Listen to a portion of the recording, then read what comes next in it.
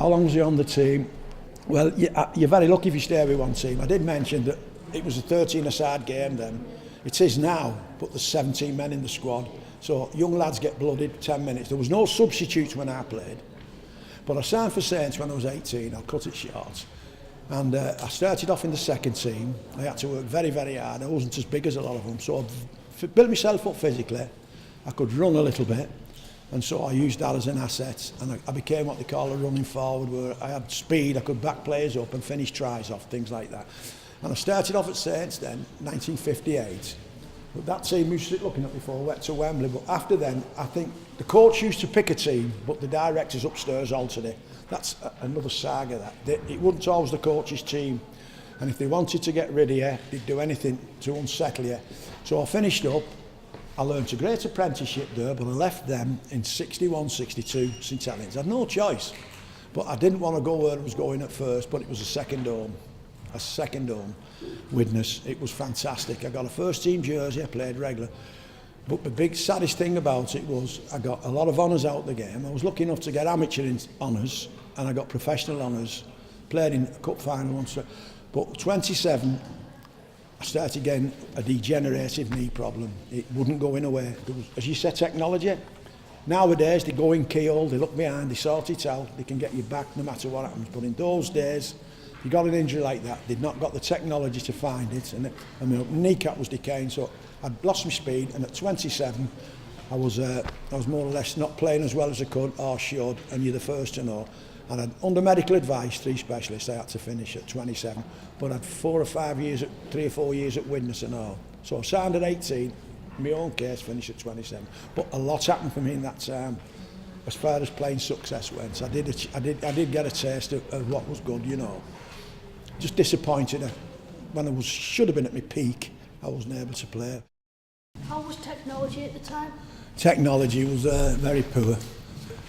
Nobody had televisions when I was a... It depends on the age you're asking me about. If you're asking me about when I was a kid, up to 11 or 12, all we had was a radio, and it was a valve radio. It used to sit on the fireplace, not like it is now, computers or anything. It was just valves. If they went wrong, you had to get a valve and all. It used to light up. And it was just play to play. A lot of the wartime, they were playing like war shows to factory workers. It was called workers' playtime. They used to go around all the major factories, interview the workers, same as at Pilk or somewhere else, and they used to all come in. They used to have comedians on, sing song, and entertain them. And that's what they used to do. It was all ears. It was no viewing. I remember when I was old, I think we had the other telly in the street. And cars were non-existent. Got non-existent in the street. The roads, that's why now when people buy a car, they're parking in the road, they've no driveways, the roads are narrowed down because technology just wasn't there, and a lot of the properties were built for that time. And it's only the modern properties now where you get a drive, you can park your car even. You know, I'm lucky I can do that where I live. But technology, bush, zilch. How old was you when the phone was introduced? When the phone was introduced? Well, I think that one, I'm sure you could look up yourself, because we'd had no mobiles or anything. There was no phones in the house. I think it was ages before I got a phone. I had to have been married before I got a phone put in the house. I was 24 then, but we had call boxes. There used to be call boxes in the street, like them road, like Doctor Who, only they were red. You know, you had to go up the top of the street, half a mile down the road. I remember when the wife had my first little baby. I kept getting out the house, going to the phone box, and needed a load of change. Press button A. If you didn't work, press button B, get your money back. But you only had public call boxes. People didn't know of them in houses. There was no lines going across. Mobiles, gone. There was none of that in those days. Are there any major differences between the buildings and the state of the town between now and when you was a child?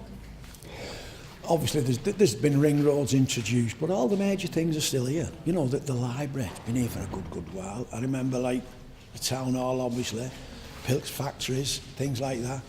You see the Sefton Arms pub in town. A lot of things have been left untouched. The only difference I've seen is that if you've got a different road system now, the road systems, like, as I said, there were no cars. Church Street, you can look at photos of Church Street from years ago, and there was nothing, only people walking up and down. Nothing like that, you know. It was just, there's changes, but I only think the main changes really are like such as the road systems now. They built roundabouts here and a roundabout there. But a lot of the old buildings and the old public houses, they still exist. So I don't think there's a great deal of difference. And the Theatre Royal's another. There was the stations where it's always been. Used to be a marshalling yard. I used to live down the road about a mile, down there in a little terrace street. And there was, how many of the house? There was 2 bedrooms, and there was me and 2 sisters and my grandma sharing one room, my mum and dad, and it was unbelievable. But nothing's changed. The houses are built better now, but then council houses are being phased out now. You can't buy a house, you can't get a council house unless you're lucky. How sports change? I don't particularly think it has. I think there's been one vast change for fellas like myself. They're all sportsmen now. A lot of them, if they get to the top, are very rich men. It's a fully professional game now, the sports I played. Football's fully professional. The money, you get Wayne Rooney, he gets $250,000 a week. Good luck to him. But what can you do with that kind of money? You get saints. Well, we used to have to play for that, winning money and losing money. They'd say £11 for a win. If you lost, you got a £6. So to me, there was always the carrot there, but now professional players sign on at the beginning of the season. They get a 3 or a 4 year deal. It's done with the agents. The agents are in on everything, and I think they get good wages now. They're very well paid. But it's always a game where they can have every penny for me, because any game can always be your last in sports.